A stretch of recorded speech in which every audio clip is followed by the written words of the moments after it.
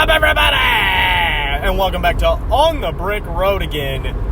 Man, let me tell you, folks, I just tried to do this podcast episode, and it was anarchy. It was madness. The college in the city that I happened to be in at the time was doing move-in, so it was super busy. It was super crowded. The roads were shut down. I was having to take detours all over the place. There was an accident at this major intersection. I had to try and get around that. Then I got stuck in traffic with an ambulance. It was madness. And let me tell you, sometimes you expect a little madness when you're doing a podcast on the road again. Not a brick road, but a road. But this was just too much. The podcast was gone. There was no saving it. All was doom and gloom. There was no coming back. So I had to say goodbye to it and had to start again. So that's where we're at. We're going to do the podcast again. We're going to do it live. And it's going to be me, your buddy, your pal, your friend, your host, Kyle, talking about some Star Wars, some Lego Star Wars information. And really, it's a great topic, I think, so I had to redo it. And it's the topic of how to display your Lego Star Wars sets. And we're going to just kind of go into the different methods, really the two primary methods that I know about for displaying stuff. We're going to talk about how I display things. We'll talk about some of the challenges that come with this. And we'll just go into all that. I think it should be a pretty fun and interesting topic. For me personally, this is just such a fun thing. I love getting to display my Lego sets. That's like my favorite part of the hobby. It's not building the Legos. It's not tracking down Legos. It's finally getting one and getting to display it how I want to display it. I just find that so fun. It's like organizing stuff for me, kind of. But yeah, so let's hop into it with really the two primary methods of how Lego Star Wars sets get displayed. The first method is the most common method, I would say. Although it's not the method that I use, but it is the ultimate, the collector's way of displaying stuff. And that is, you got your shelves, and you just have ship after ship lined up on your shelves. And maybe you separate them, so it's like all my Imperial ships here, all my Separatist ships here, but they're all just lined up on your shelf, one after another, and they're all on display. Maybe you buy some stands for them. Maybe they're in shelves that have a protective glass door over them. Maybe not. Maybe you got some lights in the shelf to brighten them up. Who knows? There's lots of different, ways that you can tweak this to make it your own way of displaying, but it's all done in just like rows of sets. And you could have the minifigures like standing in front of the ship, or alternatively, you could have like a wall of minifigures, and it's like all the minifigures are just kept together, and the sets are kept together. They're not mixed. And this is super common. If you look at any Lego YouTuber that has sets on display, usually behind them while they're talking, while they're yapping away about something, this is usually how it looks. And I don't blame them. It's very clean.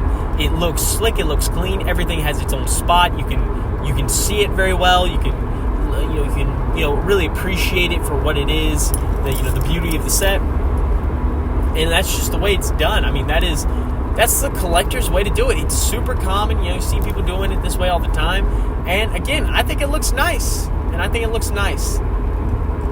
That, however, is not how I display my Lego sets. I personally go for the scene method. So instead of the collector's method of display, I do the scene method, which is I have scenes set up. Each shelf is a different scene. So, for example, I have a indoor scene set up. I have a Scarif scene. I have a Yavin 4 base scene. And so each shelf has this self-contained scene in it. And so I have multiple ships or buildings or whatever that are on the shelf. And then I have the minifigures inside the buildings or ships. They're marching outside. They're standing at, attention, doing whatever. So it looks like it's, like it's a scene right out of like a mock. Well, not really a mock, but like a stop motion setup. It really isn't like a mock because I don't have extra things built up. I don't have like a built up ground or foliage with trees and stuff. I just have the sets and the minifigures on the shelf. But it looks like it's like they're doing their actions as they would be. So for example, my Scarif setup, I have like the TIE Striker, and I have the Citadel base set, and I have Director Krennic Shuttle, but then I have like Ultra minifigures. I have the pilots in their ships or by their ships. I have Director Krennic at the Citadel with his guards, his Imperial Death Troopers. He's talking to an officer. I have a formation of stormtroopers that look like they're marching through. So I have all these things that make it look very lively. And I just think that's a fun way to display LEGO Star Wars sets. It gives a little bit of character to it. And not only giving it a bit of character, but it just makes it feel more alive. And I think I really display sets like this because I ultimately got into LEGO Star Wars as a very young child. And I would love to set up battles and scenes, and I wanted them to fight and do things and look alive. I didn't just buy the sets so I could have them sit on the shelf. I used them. And while I don't necessarily, sit there and play with them like, I don't do that anymore. I still want them to feel, look alive and look cool. And so that's why I display them like this. And I kind of want to give a shout out to another LEGO YouTuber. It is Goldfire. He makes primarily LEGO Knight content, so he looks at the different Knight factions, he builds some mocks, he makes custom Knights, he collects them, and he makes some good stuff. I'll put a link in the description. You should check out his channel.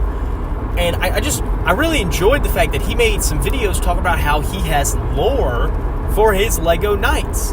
And he has like different factions fighting, he has different characters that are named and they have positions. And I just think that's super cool, and it's something that, while I didn't get this from him, it's something I've done personally with my LEGO minifigures, is I want them to kind of have some lore. I kind of think of like setting up a scene, and I'm like, oh, there's some lore here. Like, I have, for example, some Death Troopers set up at my Mandalore scene. So I have a scene of like Mandalore as Moff Gideon's base, and I have some Death Troopers there, and it adds my own lore of like, yeah, there's some Death Troopers stationed here, or I have like a certain officer that I'm like, yeah, this officer's like the general, the Grand General of the Imperial Army, and so he's here, like inspecting this base. Like, I have a little bit of lore, and I think that just adds a lot of character to the mocks, or not the mocks, but the scenes, I should say. It makes them just feel a bit unique and have a bit more life into them, and I really enjoy that. And another thing, I get to mix and match a lot of stuff by having the scenes.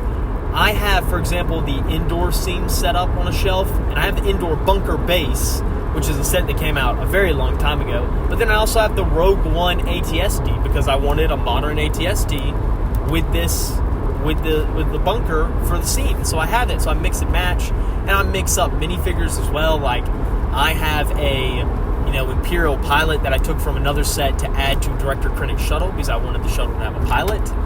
And I do this all the time with minifigures.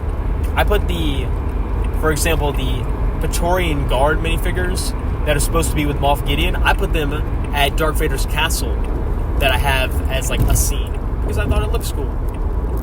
I thought it fit in there.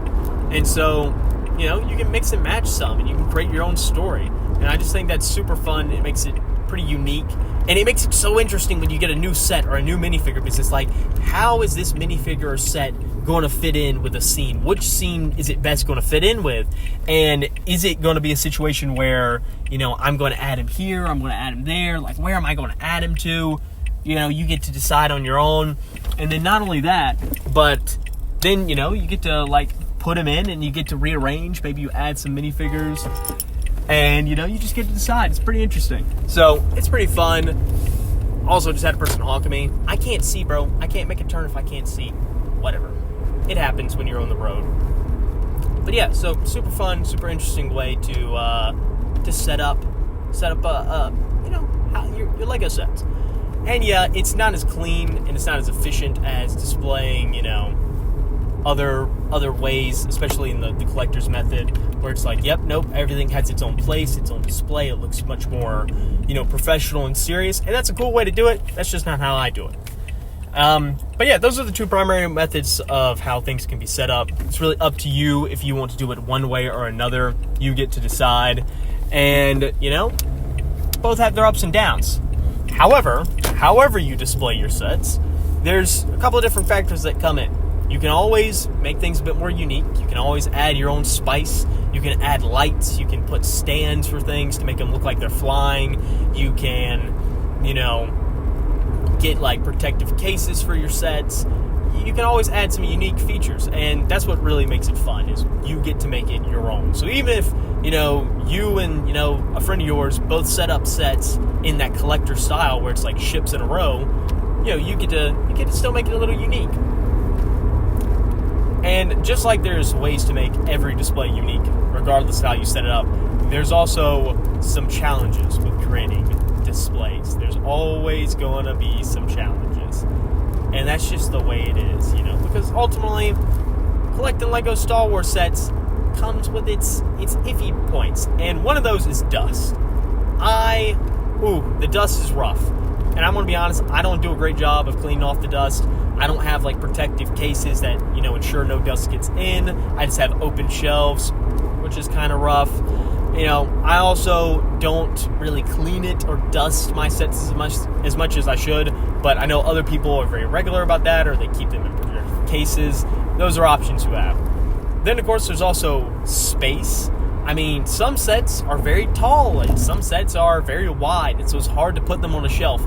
Or you could just have a lot of sets, and it's very difficult to, store them all and put them on display. I know I have a couple sets myself that are kind of in storage because I just don't have enough shelves to display them all, and it kind of sucks. But that's just, again, what comes with the territory of the hobby. So you have to make those decisions of what will be on display, what won't be on display. And if you're like me, where you have these scenes, sometimes you want more ships for a particular scene, but they just don't fit. So it's like, I want to put this in this scene, but I really can't because there just is not enough space. Which, again, that really sucks, but it's the way it is.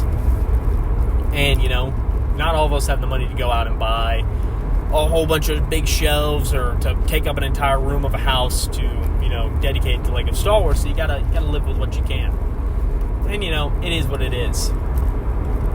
But yeah, these are definitely some of the challenges that come with displaying LEGO Star Wars sets. And, everyone faces it. Everyone, you got to deal with it how you want to deal with it. But ultimately, you can still usually get a lot of cool stuff for display. And there's some different ways you can do this as well. If you want minifigures displayed separately, you can hang something on your wall. It's super thin and discreet and have all your minifigures standing up together. You can categorize them, which is nice. You can put ships on the walls sometimes. It's a bit difficult, but I've seen people wall mount a couple bigger ships, especially like the Millennium Falcon. Very scary, but doable technically, And so there's different methods like that. All super cool. You get light kits. Light kits are kind of big. That's another thing that's really starting to pop up. Custom light kits.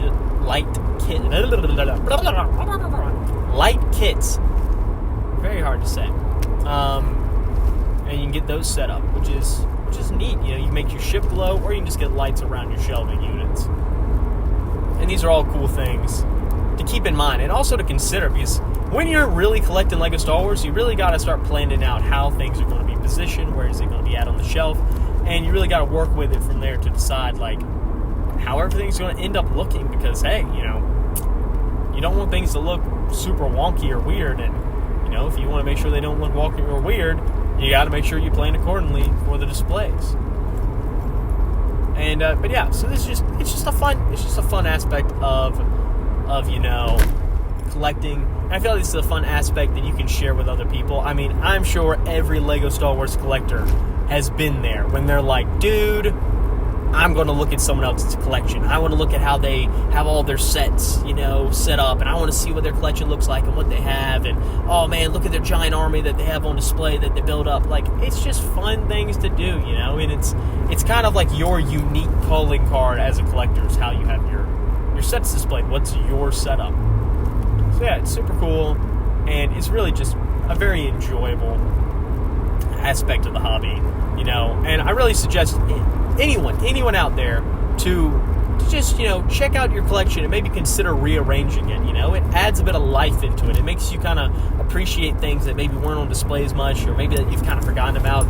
It's just a fun way to get back into the hobby, especially if you, aren't buying sets right now, either because you are low on funds or you just don't like anything that's on the market, it's a way to stay involved and just keep things up. So again, highly recommend it. And if y'all know some cool ways to display stuff, or if there's anything you want to share, leave a comment, man. Let me know, because I'm interested. I like looking at people's collections, seeing how it's set up, and I think a lot of other people do as well. So yeah.